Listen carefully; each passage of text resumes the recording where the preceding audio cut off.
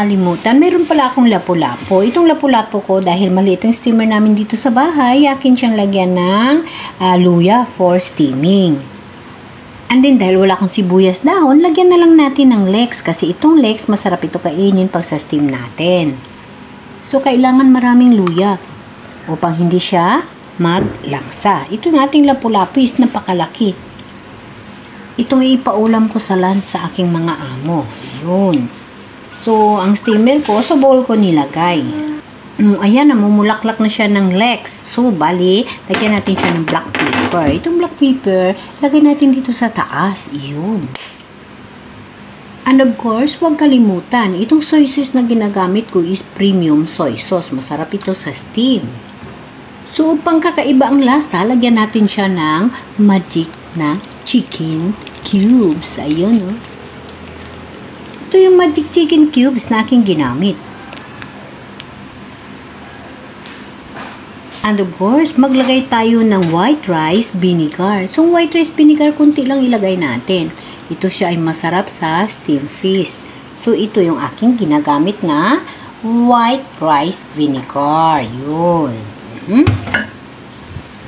At lagyan natin ng asin. Itong asin, dagdag pang palasa.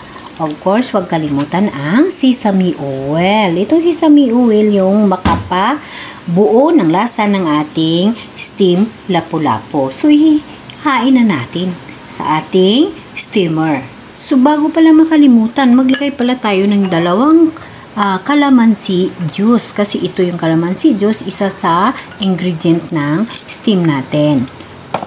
And then, after that, kailangan takipan natin ng foil para hindi sasabaw ng marami yung ating steam lapu-lapu. Ayan. Ayan na.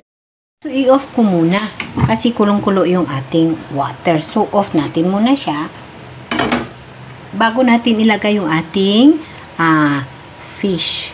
So, ayan, nakalagay na siya. So, takipan na natin. And then, i-on natin yung ating fire. So, i-steam natin siya within 45 minutes sa boiling water. Ayan. So, 45 minutes. Oh, yummy.